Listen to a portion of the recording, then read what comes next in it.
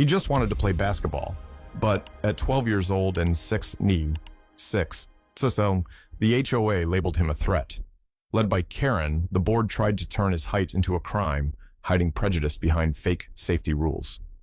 But Jackson stood tall, walked into their meeting, and with one calm voice shattered their silence. And just wait until you see the shocking twist that followed, and how justice finally took the spotlight.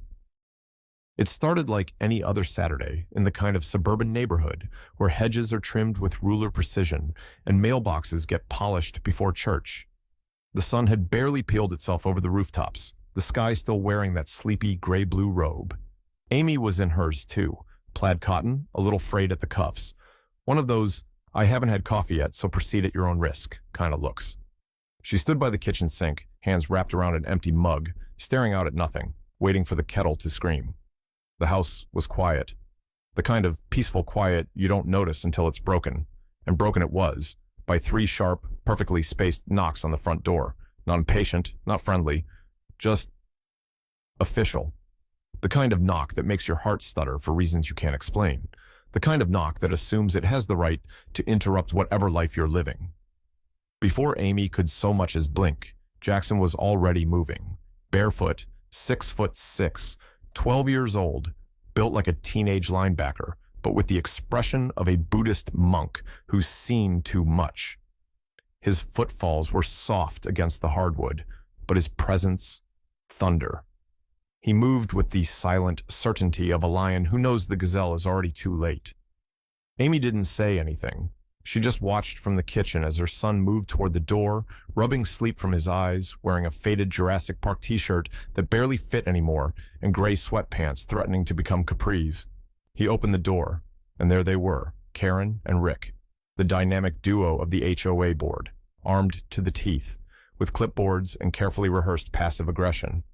Karen stood slightly in front, her plastic smile pulling too tight at the corners, like her face was trying to hide the soul behind it. Rick, standing just behind her like a henchman who never got promoted, nodded stiffly but avoided eye contact. Karen squinted up at Jackson. She had to tilt her head back a little, just enough to remind her who was towering over her. But that didn't stop her from doing what people like her always do when they feel small, pretending they're not. "We need to speak with the adult," she said, each word clipped and rehearsed, as if she'd practiced it in the mirror that morning while smoothing her already smoothed hair. Jackson blinked once. No change in expression, no raised brow, just that deadpan calm he'd learned from a year of being stared at like an anomaly. Then, in that voice, that low, rumbling voice that somehow dropped 2 octaves during 6th grade, he replied, "I am the adult." No sass, no smile, just fact. Karen froze. There was a moment, or no longer than a second, where you could see her entire mental operating system crash and reboot behind her eyes. Rick coughed softly, the universal male signal for abort. This is above my pay grade. He stepped half a step back. Amy finally made her way to the doorframe, half curious, half furious. She could already smell whatever HOA-flavored nonsense they'd cooked up this time. She looked at her son, standing tall and still, and then at Karen, who suddenly found something fascinating about her clipboard. "Can I help you?" Amy asked. Not rude, not friendly, just tired of this game. Karen adjusted her blouse, regaining composure like a cat, pretending it meant to fall. "Yes," she said with a voice dipped in syrup but poisoned underneath.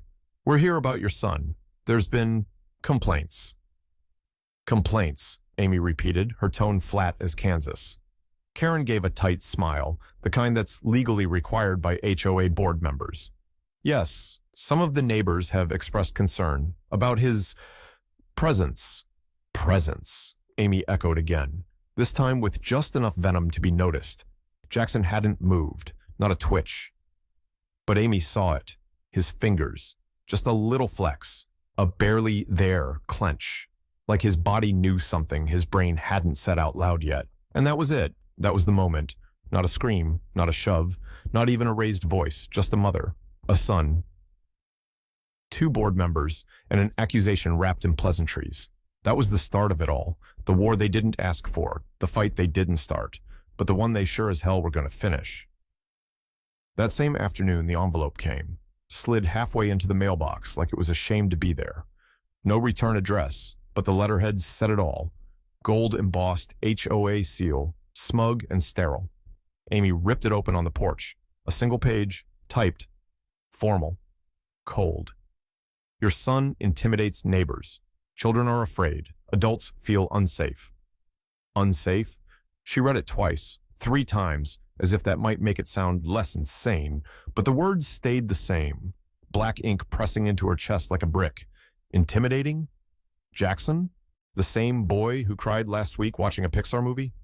The same kid who still slept with the light on when it thundered? He was tall, that was it, tall and quiet and 12. But apparently, in this neighborhood, that was enough. By 3 p.m., Amy was in the HOA office, a converted storage room behind the community pool that smelled like old carpet and unwashed rules. She sat in a plastic chair across from Karen, who looked like she was auditioning for the role of Southern mother with opinions. Pearl necklace, matching earrings, and that classic look of concern that always seemed 2 seconds from condescension. Karen clutched her necklace like Jackson had rolled up blasting heavy metal and spitting on hydrangeas. We've had several reports, she began, voice soft like fresh linen, about your son. Amy said nothing. Karen continued, people say he's imposing. Amy tilted her head. Imposing how? Karen smiled like she was trying to sell poison as perfume. It's not that he does anything wrong. He doesn't speak out of turn. He's never damaged property. But it's his presence. Amy raised an eyebrow. Presence. Karen nodded solemnly. The way he stares, the way he walks, there's a certain aggressiveness.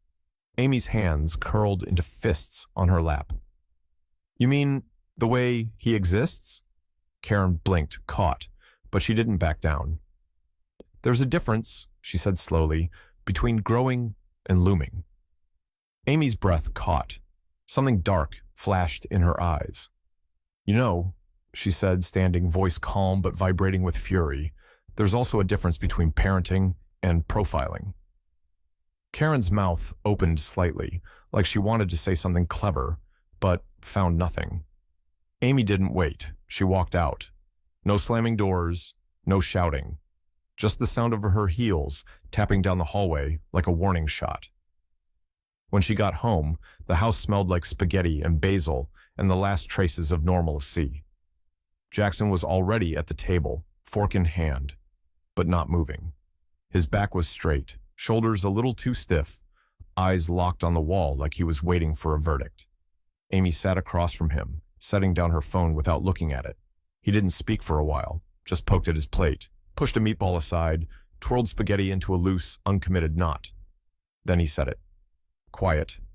Too quiet. Mom, do you think I scare people just by being me? Amy felt her chest crack open, like someone had taken that formal complaint letter and jammed it between her ribs. She swallowed hard. Why do you ask that? He shrugged, still not looking at her. Mr. Pierce crossed the street when I walked home today, and Mrs. White closed her blinds when I waved. Amy didn't respond. Because what do you say? What do you say when your 12-year-old has to process being treated like a threat before he's even had his first kiss? What do you say when the world decides he's too much, too big, too quiet, too there to be a child? So she got up, circled the table, and wrapped her arms around him from behind. He didn't move at first, then slowly leaned back into her chest. You scare narrow-minded people, she whispered, but not because of who you are, because of how little they are. He didn't answer, but she felt his shoulders ease. Just a little. It wasn't enough. It would never be enough, but it was something. 3 days later, the mailbox coughed up something new. A single sheet of paper, no envelope, no stamp, no name. Just bold, black letters screaming across the top, like someone had run out of sanity and toner at the same time. Children over 5'10" must be accompanied by an adult while using common areas. No logo, no signature. Just policy by passive aggression. Amy stood on the porch staring at it, coffee sloshing in her mug, mouth half open in that, is this a joke or did I actually slip into satire kind of way.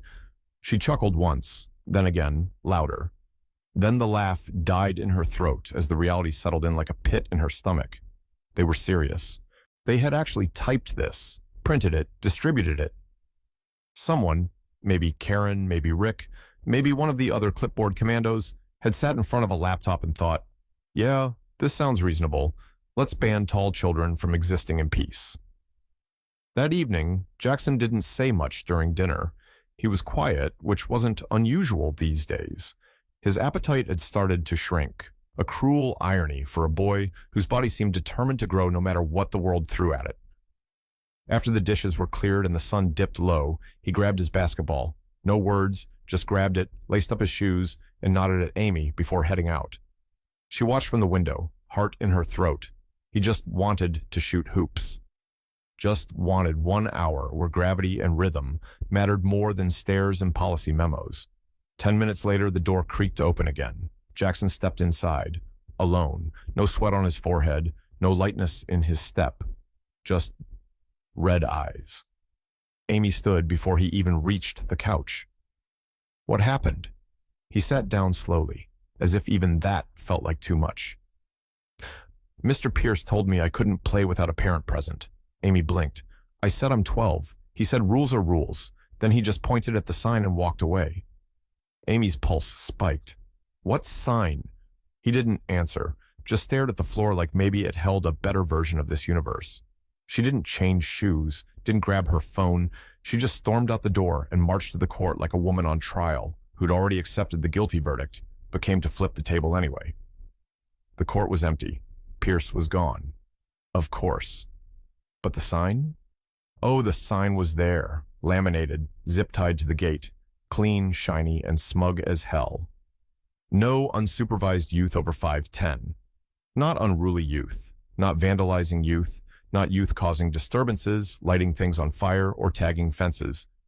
Just tall kids. Too tall to blend in, too tall to ignore, too tall to be mistaken for anything but a threat in khaki-colored suburbia. Amy stood there, reading it again and again, until the letters started to blur. Not from tears, not yet, but from rage pressing against the back of her eyes like a migraine. She pulled out her phone, took a picture, then another. Close up, wide shot, different angles like she was documenting a crime scene. Because that's exactly what it was. When she got home, Jackson was still on the couch. He hadn't moved. Remote untouched. Lights off. Just sitting there like a statue carved from injustice. He didn't say a word, didn't need to. His silence said more than any outburst ever could. It said, I'm used to this now. It said, this is what happens when you're born too big and too quiet in a world that only forgives loudness when it's white and familiar. Amy sat beside him, didn't speak, didn't ask him to eat or play or smile. She just placed a hand on his shoulder and stayed there. The air between them was heavy, not just with what had happened, but with what was coming. Because Amy knew this wasn't the end. No, this was a declaration, and they'd just been drafted into a war neither of them wanted, but both were damn ready to fight. Amy showed up to the monthly HOA meeting with fire in her chest and steel in her spine. No makeup, no earrings, just a plain navy cardigan, jeans, and that expression mothers wear when diplomacy is dead and only dignity remains. She brought Jackson with her. No warning, no RSVP, no chance to lock the doors. They walked into the clubhouse at 6:58 p.m., 2 minutes early, just enough time to watch every head in the room turn, like a synchronized dance of judgment. A dozen chairs in a circle, fold-out table, coffee urns still dripping, clipboards in laps, fake smiles freshly ironed, and then Jackson, ducked under the doorframe, literally. The ceiling was too low for him to walk in upright. His 6'6" frame folded slightly as he entered, his curls brushing the molding. The room, once humming with passive-aggressive murmurs, fell into total silence. Not polite silence. Not let's wait and see silence. But the kind of hush that happens when someone walks into a courtroom and everyone realizes they've already lost the case. Karen stood up immediately. This is a private board meeting, she said, voice sharp, almost triumphant, as if she'd been waiting for this moment. Amy didn't flinch. He's 12, she said evenly, not even bothering to raise her voice, and he's here to respond to the complaints made about him. Karen blinked twice. Her eyes darted to the others, seeking backup. Rick looked down at his hands. Marjorie fiddled with her glasses. No one spoke. Karen straightened her shoulders. This isn't personal. Amy gave a short laugh, not amused, incredulous.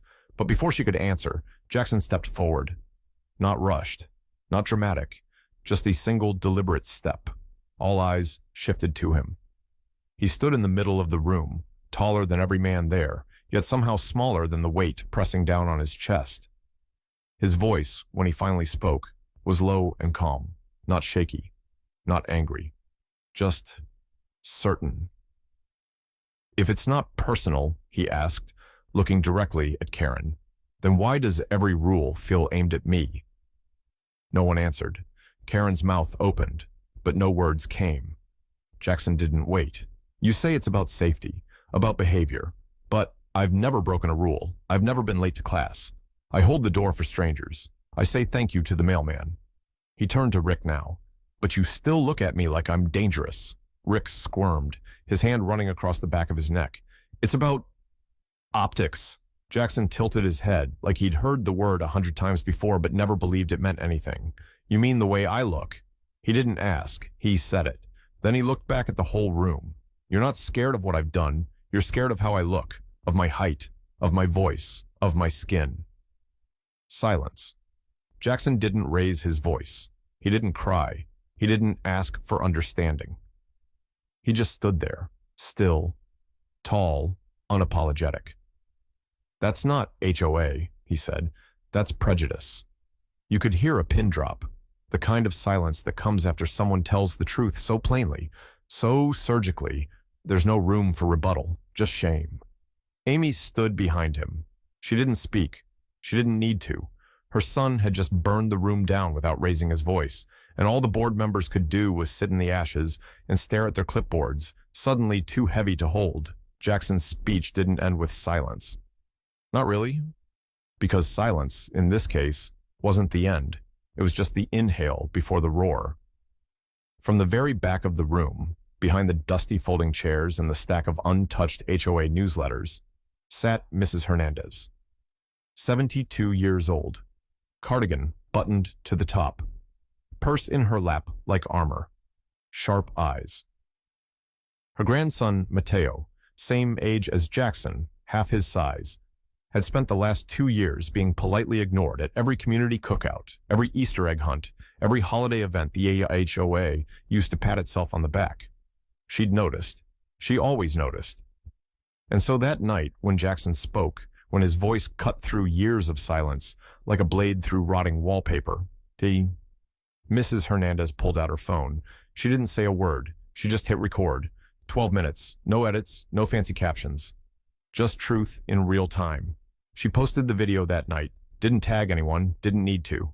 She titled it simply, 12-year-old boy confronts HOA for discrimination. And then she went to bed. By 2:30 a.m., the clip had 86,000 views. By 4 a.m., it was on Twitter's trending list. By 7:15 a.m., Amy woke up to 17 unread texts, 3 missed calls, and the unmistakable hum of a news van idling outside her lawn. It wasn't just local, either. CNN picked it up. So did NBC, BuzzFeed, and one particularly angry TikToker with 2.3 million followers who paused mid-makeup tutorial to say, "You're telling me this baby man got profiled by a homeowners association? Jail for everyone, immediately." By 9 a.m., the cul-de-sac looked like a press conference. Reporters milled around like ants on a drop popsicle, microphones, boom mics, foldable chairs. One woman tried to film an interview in front of Jackson's house until Amy politely told her to leave or lose a kneecap. Politely, with a smile. Inside the clubhouse, the HOA scrambled. Emails flew. Karen called an emergency optics session. Rick paced a hole into the carpet. They drafted a joint statement in record time, full of soft apologies and hard deflections. "We regret any misunderstanding that may have occurred. Jackson may have misinterpreted the intention behind the rule. The HOA is committed to fostering an inclusive and welcoming community." Translation: please stop tagging us in things. Please stop calling our office. Please, God, don't cancel my Peloton account. But it was too late, because 3 hours after their statement hit inboxes, someone, anonymous, determined, and very, very petty, leaked the internal emails, all of them. Dozens of threads, time-stamped, unfiltered, including one from Karen herself, sent just 4 days before the sign went up. The subject line? That giant kid. And the message? The boy is just too big. Makes the cul-de-sac feel unsafe. It's not appropriate for children to be that size. We need a policy in place before someone gets spooked. No punctuation, no shame, just raw fear pretending to be authority. The internet had a field day. Tweets turned into threads. Threads turned into op-eds. Prejudice disguised as policy, read one headline. Too tall to be a child, read another. But the best one? Jackson, 6'6", 12 years old, and the HOA's worst nightmare. It was on a t-shirt within 24 hours. By that point, it wasn't just HOA members hiding behind misunderstandings. It was a neighborhood exposed, a system cracked wide open by a boy who refused to shrink. And now the world was watching. The cameras weren't going anywhere. Neither was the truth. And neither, most definitely, was Jackson. Karen resigned. No tears, no speech, just a 2-line email at dawn. Effective immediately. I'll be stepping back to focus on personal matters. Translation: internet backlash hit harder than expected. Rick took a sabbatical, as in, disappeared without a trace. Probably somewhere quiet, where HOA drama doesn't make national headlines. Mr. Pierce deleted everything. Facebook, Nextdoor, even LinkedIn. No goodbye post, no explanation, just digital dust, where once stood a man who zip-tied signs about tall kids being a danger to society. The rest of the HOA tried to save face, called an emergency vote to limit press involvement, suggested banning cameras at neighborhood events, drafted something called a community image preservation clause. No one cared. No one showed up. Their clipboards suddenly looked flimsy. Their rules, laughable. Meanwhile, Amy's phone wouldn't stop buzzing. Civil rights groups, school board members, education journalists, even a well-known law firm called to say, "We'll take the case, no fee." And Jackson, he kept it simple. When asked to speak on a community panel, he shook his head. "I don't need a mic. I just want to walk to the damn pool." Amy almost laughed. Almost. But it wasn't funny. It was clarity, pure and sharp. Her son wasn't crushed. He hadn't cracked under the weight of all the stares, the policies, the manufactured fear. He had solidified, not hardened, not closed off, just centered, steady, like steel cooled in fire. He didn't want fame. He didn't want revenge. He didn't even want to go viral. He just wanted to exist without being viewed as a threat. And that, Amy realized, was power. Not in shouting, not in fighting, in refusing to disappear, in walking through a door and making the room fall silent, not from fear, but from the sudden presence of truth. That night, Jackson passed by her in the hallway, basketball in hand. "Mom?" "Yeah?" "Thanks for letting me be me." Amy smiled. "Wasn't a favor, that's your right." And for the first time in a long time, she saw peace in his eyes. Real peace. The kind that comes when the world finally sees you and you stop needing permission to stand tall. A month later, the vote passed. It wasn't loud, no confetti, no marching band. Just a quiet majority, a few cleared throats, and the rustle of papers that had finally been rewritten. The new HOA charter rolled out with less drama than expected. The people who once bristled at change now shrugged and nodded, as if they'd always meant to do the right thing, just hadn't gotten around to it. Gone were the vague phrases. Gone were the codes, disguised as concerns. No more unaccompanied youth over 5'10". No more visual safety disruptions. No more monitoring policy for non-conforming minors. In their place was a single clear clause. No member of this community shall be profiled, restricted, or otherwise targeted based on physical appearance, including but not limited to height, build, skin color, voice, or perceived maturity. They called it Jackson's Clause, officially. It was in the minutes, in the charter. On the record, typed in bold, just like the rule that once told him he needed an escort to shoot hoops. Except now, it stood for something else. A week later, the neighborhood held a block party. Nothing fancy. Folding tables, lemonade, string lights hanging from garage gutters. Kids ran wild between sprinklers and snack tables. Music spilled from Bluetooth speakers. Someone grilled burgers. Someone else brought cupcakes. For the first time in a long time, the cul-de-sac felt like it was breathing. And Jackson? He played basketball with the other kids. No clipboard watchers. No laminated warnings. No HOA reps peeking from behind blinds with notepads in suspicion. Just sneakers on pavement, laughter in the air. A 12-year-old boy flying down the court like the weight on his back had finally cracked and fallen off. Amy stood by the punch table, paper plate in one hand, plastic cup in the other. She wasn't watching the adults, not their awkward smiles or their "we supported you the whole time" small talk. She watched her son. Mrs. Hernandez found her there, out of the way, half in the shade. She gave Amy a soft smile and pulled her into a gentle hug, the kind that doesn't say sorry or congrats. Just, "I see you." Then she whispered, "Your boy did what grown men couldn't." Amy didn't answer right away. She just looked at the court, where Jackson had just sunk a three-pointer and was now being high-fived by three kids who barely reached his shoulder. He laughed. Not politely, not cautiously, but fully. That laugh, careless, bright, absolutely unafraid, rang out across the pavement like a song that had been trapped too long in silence. It was the first time Amy had heard it in weeks, and in that moment, she didn't think about the meetings, or the headlines, or the late-night emails, or the rules she'd fought to erase. She just smiled. Because the only thing that mattered now was that her son, her tall, gentle, brilliant son, wasn't hiding anymore. He wasn't shrinking. He wasn't apologizing. He was exactly where he belonged. And finally, he knew it.